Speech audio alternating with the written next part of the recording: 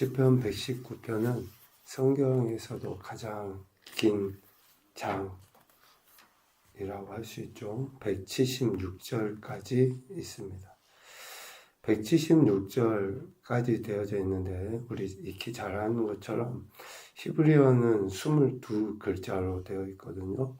그래서 22글자 알파벳 첫 머리를 가지고 8절씩 이렇게 기록을 하고 있습니다.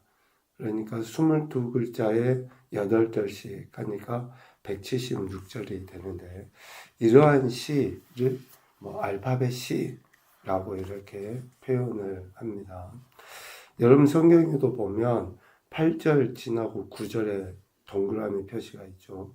그리고 17절, 24, 25절 이렇게 8절씩 끝나고 난 다음에 새로운 알파벳으로 이렇게 기록을 하고 있는 것을 보게 됩니다. 여간 시편 119편은 이렇게 긴 절로 되어져 있는데 모두 다 말씀에 관해 기록되어져 있습니다. 176절 가운데 4절, 그러니까 84절, 90절, 122절, 132절, 이 4절을 빼고는 172절이 모두 말씀과 관련되어져 있습니다. 그러니까 말씀, 율법, 율례, 규례, 법도 계속 그 단어들이 안 들어가는 절이 없어요. 4절 빼고는. 그만큼 말씀을 강조하고 있죠.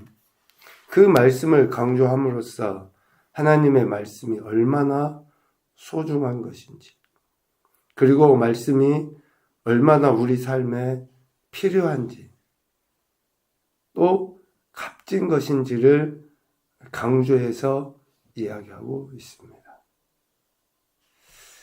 우리가 글을 써봐라, 저도 잘 쓰지 못하지만 글을 써봐라, 또 어떤 생각을 표현해보자 그러면 정말 하기가 어렵잖아요. 그런데 똑같은 주제로 172절을 썼다. 정말 대단하지 않은가라는 생각을 합니다. 하나님께서 하셨으니까 그렇다라고 하지만 그만큼 하나님의 은혜가 있을 때에 하나님의 말씀에 대한 이런 소중한 가치를 인정하는 삶을 살 수 있지 않을까 생각을 해보게 됩니다. 오늘 119편 1절부터 16절까지 말씀을 보면 먼저는 누가 행복한 사람인가 라는 것을 생각을 해볼 수 있습니다. 1절과 2절에 복이 있다 라고 이야기합니다. 여기에서 복이 있다 라고 하는 그 표현은 우리 개역성경, 개역개정에는 이러한 사람들이 복이 있다 라고 표현을 하는데, 다른 번역본 성경, 가톨릭 성경 같은 데 보면 행복한 사람이다 라고 표현을 해요. 행복하다. 복이 있다라는 그 어감하고 행복하다라고 하는 어감은 좀 다르죠. 우리 번역한 복이 있다라는 것보다 원어에 가까운 의미는 행복하다라는 것이 맞아요. 그러니까 누가 행복한 사람이냐? 1절에 보면 행위가 온전하여 하나님의 율법을 따라 행하는 사람들이 행복한 거예요. 2절에 보면 여호와의 증거들을 지키고 전심으로 여호와를 구하는 자들이 행복한 사람입니다. 우리가 무엇인가 소유한다라고 하는 그 의미보다 누린다라고 하는 그 의미가 더 정확할 것 같습니다. 누가 복을 누리며 살아가는가? 하나님의 율법을 따라 행할 때에 복을 누릴 수 있고, 하나님의 증거들을 지키면서 전심으로 하나님을 구할 때에 복을 누릴 수 있다라고 하는 거예요. 즉 여호와의 율법과 여호와의 증거를 따라 행하는 것, 지키는 것으로 어떤 복을 받느냐가 아니라 누리며 사느냐, 즉 행복 자체에 마음을 두고 살아갈 수 있게 된다라는 것이죠. 결국 우리 인간의 행복은 우리를 지으신 하나님의 말씀을 듣고 지켜 행하는 삶을 살아갈 때라는 것을 이야기해요. 행복하십니까? 행복은 그거예요. 행복은 이렇게 나와서 하나님 말씀 듣고 하나님 말씀을 생각하고 하나님이 우리가 아버지라고 부르는 그분이 내게 무슨 말씀하시는가, 그런 것을 듣는 것 자체가 행복이라는 거죠. 이러한 행복한 사람은 불의를 행하지 아니하고 주의 도를 행하게 되어 있습니다. 3절. 왜요? 우리 인간의 힘 혹은 의지나 노력으로만 되는 것이 아니라 4절. 주께서 명령하사 주의 법도를 잘 지키게 하셨기 때문에 그렇습니다. 이 대목은 어제 저녁에도 같이 잠깐 이야기를 나누는데요. 우리가 하나님의 말씀을 지키는 것은 생명의 성령의 법인 그 하나님의 말씀을 우리가 지키는 것은 우리의 힘으로 안 돼요. 4절에서도 표현하잖아요. 주께서 명령하사 주의 법도를 잘 지키게 하시기 때문에 그래요. 하나님의 은혜가 아니면 우리가 어떻게 말씀을 지킬 수 있습니까? 하나님의 은혜로 그렇게 할 수 있는 거죠. 그러한 사람이 행복한 사람이라는 거예요. 그러므로 이런 기도를 하게 됩니다. 5절. 내 길을 굳게 정하사 주의 율례를 지키게 하소서. 다른 기도 안 해요. 다른 기도보다 훨씬 더 차원 높고 훨씬 더 정확하고 분명하고, 어쩌면 우리가 기대하는 복 받는 최고의 기도가 뭐예요? 5절이에요. 내 길을 굳게 정하사 주의 율례를 지킬 수 있게 해주십시오. 우리가 하나님의 말씀을 듣고 지켜 행해버리면 다른 어떤 기도보다도 더 정확하게 우리의 삶에 필요한 것들, 약속하신 것들을 베풀어 주시는 거 아니에요? 뭐 달라. 뭐가 해결됐으면 좋겠다 는 것보다 이런 기도로 하나님께 나아가죠. 이러한 사람들이 주의 모든 계명에 주의할 때 부끄럽지 않게 돼요. 6절.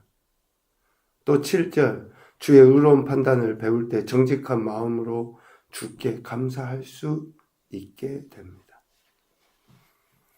그러니까 말씀을 강조할 수밖에 없는 이유는 말씀이 하나님이시기 때문에 그렇기도 하지만 말씀을 듣고 지켜 행할 때에 진정한 행복을 우리가 누릴 수 있게 되기 때문에 그렇습니다.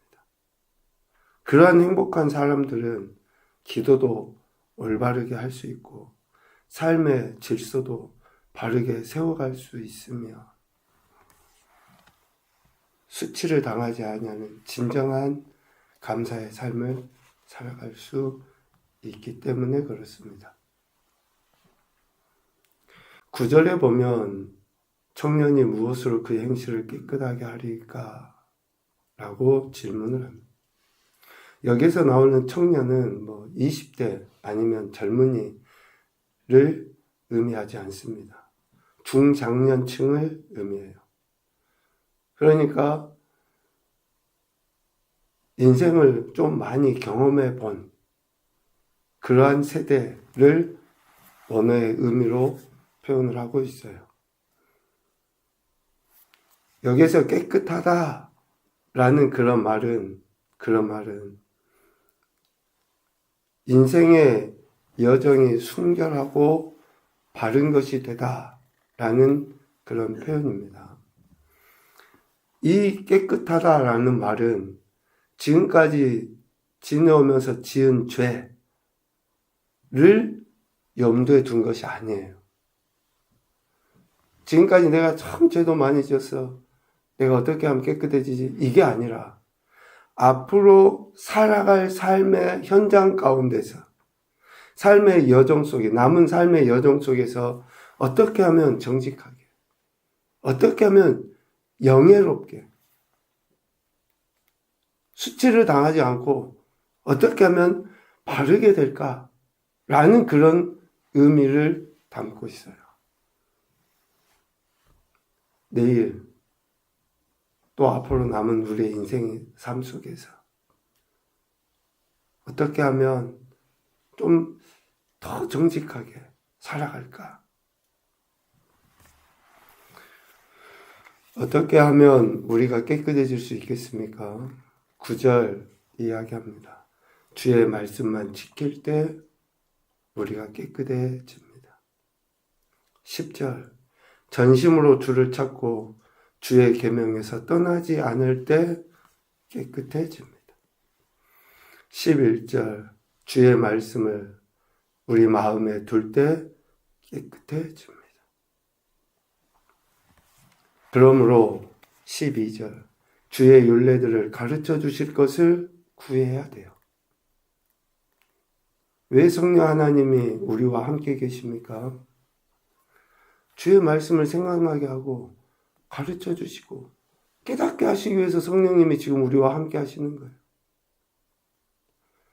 그러니까 우리가 성령님을 인식하고 살아갈 수 있는 최고의 방법이 뭐예요?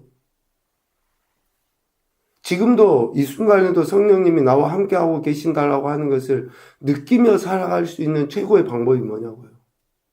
하나님 말씀을 읽을 때예요. 하나님 말씀을 묵상할 때예요. 하나님 말씀을 내가 더욱더 의지할 때 성령님을 느낄 수 있는 거예요. 우리가 성령님 이야기하는데 성령님은 인격적이시잖아요. 그 성령님은 우리는 느끼며 살아야 되잖아요. 언제 느낍니까? 눈 감고 기도할 때요? 아니면 우리가 분주하게 무슨 봉사할 때요? 당연히 그럴 때도 뭐 함께 하시죠. 그런데 가장 직접적으로 느낄 수 있는 것은 이 말씀을 우리가 읽고 묵상하며 그 뜻을 구할 때에 성령님을 직접적으로 우리는 느끼게 되어 있어요. 그래서 주의 율례들을 가르쳐 주실 것을 구할 때 성령님께서 우리를 깨끗게 하시죠. 13절 주의 입의 모든 규례들을 입술로 선포할 때 깨끗해져요. 그래서 우리가 성도들 간에 그 교제를 할 때에 특별히 하나님이 우리에게 주신, 즉 성령 하나님께서 우리를 깨닫게 하신 그 말씀을 선포하는 것으로 우리의 영이 정결해져요. 새 힘을 얻어요. 그러니까 우리 입술에서 계속 말씀이 나와야 돼요. 은혜가 나와야 돼요. 그 말씀들을 나누는 것이. 뭐 세상에 뭐 그런 이야기들을 하면 할 때는 좋죠. 또 다른 사람 비난하고 뭐 이런 이야기 할 때는 입에 침이 튀도록 할 수 있어요. 그런데 하고 나면 어때요? 공허해요. 괜히 했다. 그런데 은혜를 선포하면, 말씀을 선포하면 할수록 어떻습니까? 우리가 흔히 하는 이야기로 영이 깨끗해지는 걸 느껴요. 그리고 14절 이야기합니다. 주의 증거들의 도를 즐거워하는 거예요. 즐거워하는 거예요. 그냥 목표 채우기 위해서 여러분 말씀 읽지 마시고 또 하루 분량 맞추기 위해서 하지 마시고 천천히 생각하면서 읽어보십시오. 진짜 송이 꿀처럼 달다고 하는 그런 의미들을 이해하실 거예요.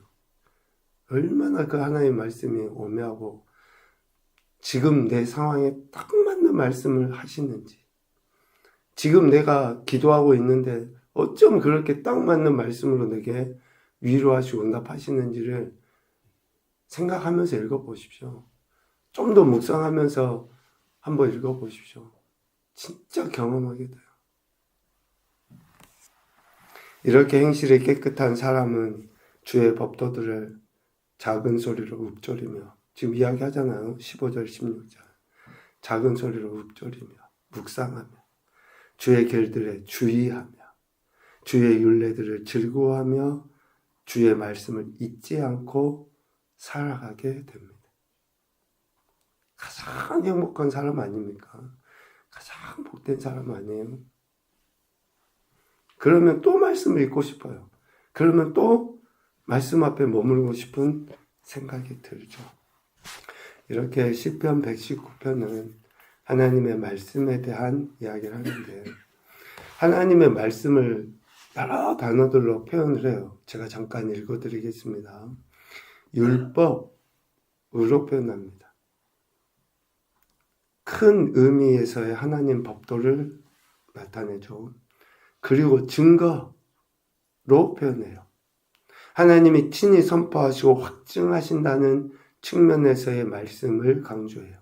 증거. 그리고 규례.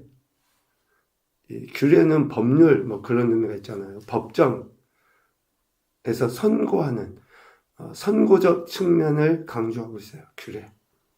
그리고 율례. 하나님이 제정하신 입법이라는 측면을 강조합니다.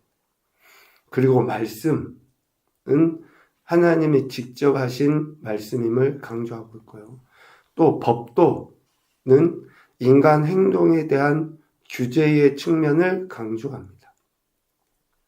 그리고 계명은 준수해야 할 우리 인간의 책임성을 강조해요.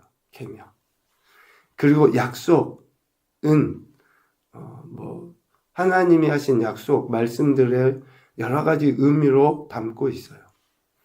그리고 또 하나, 길은 우리 행동의 영역을 강조해요.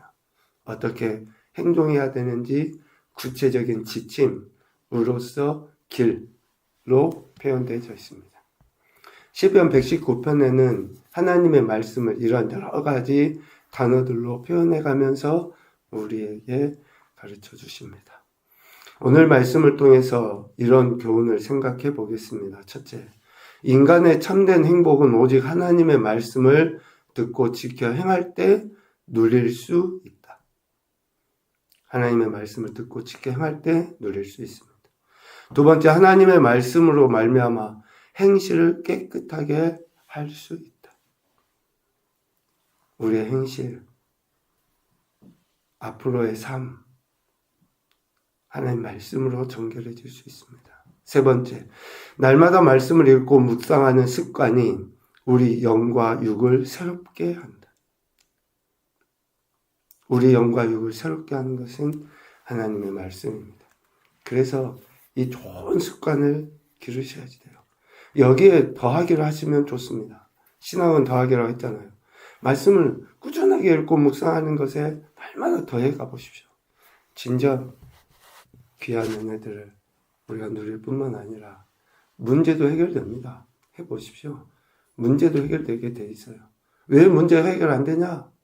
왜 내 마음이 불편하고 이런 어려움들이 계속 생기는가? 미안하지만 말씀에 귀를 기울이지 않기 때문에 그래요. 오늘도 분명하게 우리에게 교훈하시잖아요. 경험해 보십시오. 특별히 오늘 한날 하나님 말씀 앞에 머무는 것을 통해서 우리의 영혼이 정결할 뿐만 아니라 더욱 큰 은혜도 경험하는 그런 귀하고 복된 날이 되시기를 주님의 이름으로 축복합니다. 아멘.